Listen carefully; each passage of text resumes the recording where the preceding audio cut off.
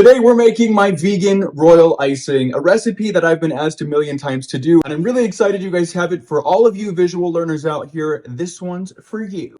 Okay guys, to get this recipe started, you're gonna need just a few ingredients, but let me tell you the most helpful one is having a mixer, but you can make this recipe using a hand mixer.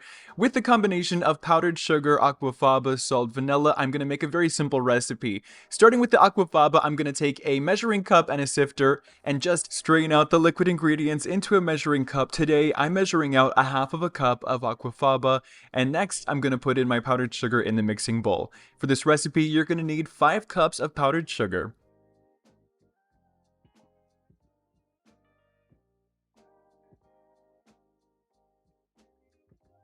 Now that I've got those measured ingredients, I'm going to go ahead and add my aquafaba to my powdered sugar, essentially following that with vanilla and some salt. That's the basis of this ingredient. It's a very simple one like I told you, and not only that, it whips up pretty quickly too. Using a paddle attachment on a medium speed, I'm going to get all these ingredients combined until it becomes a nice soft looking icing.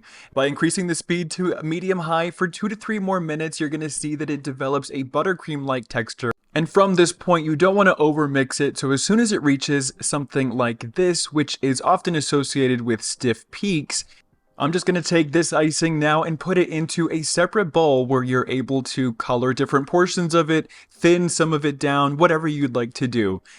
I'm taking a piping bag from my friend who owns Crumbs Cutters, and I'm essentially putting it inside of a mug, a nice little frosted tube mug. Come on, marketing! And essentially just take the icing, put it inside the piping bag, push it all the way down, and now you have a piping bag ready to decorate with. With the end of the piping bag facing outwards, I'm going to grab my scissors, pinch the tip of it with my fingertips, and then take just a little bit off of the tip. That's about the amount that I like for my outlines. You guys are going to see how I get started with this piping by just squeezing a little bit out on the napkin and then eventually anchoring the icing to my surface, lifting up slightly like this and then dropping it back down. I think the technique here, guys, is that once you anchor that icing to the napkin or to the surface of your cookie, then you're able to drag it above your cookie to create a border. Essentially what this icing is either very fine decorations you're going to add on a cookie, or it's used for an outline for flooding. So essentially you want it to be like a dam. And so instead of drawing it onto the cookie, I like to lift up the piping bag. And for a better example, I cut the piping tip a little further back here just to show you guys the different widths you can play with outlines and how far back you can cut on the piping bag.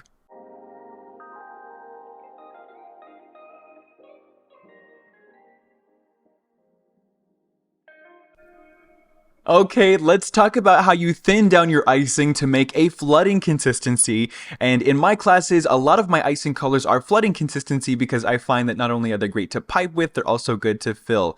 And I just added a little bit of water to the icing from the mixer, and you can tell that this icing is not necessarily runny. However, when I run my spatula up and down through it, I can tell that the icing is beginning to soften and flatten on its own.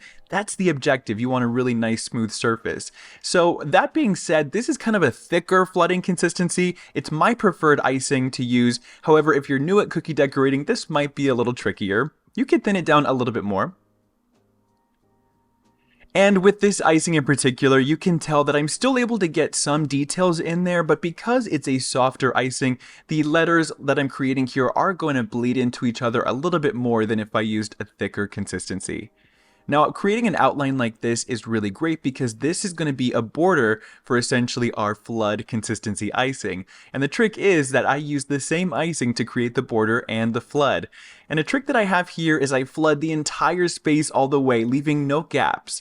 And essentially, I'll jump into either using my piping bag or a scribe tool like here to jiggle back and forth underneath the surface of the icing until it is nice and flat. Thank you for watching this video, you guys. If you liked it, please consider subscribing. Don't forget to press the like button. And let me know down below what you want to see me bake. I'll see you in the next video. Bye.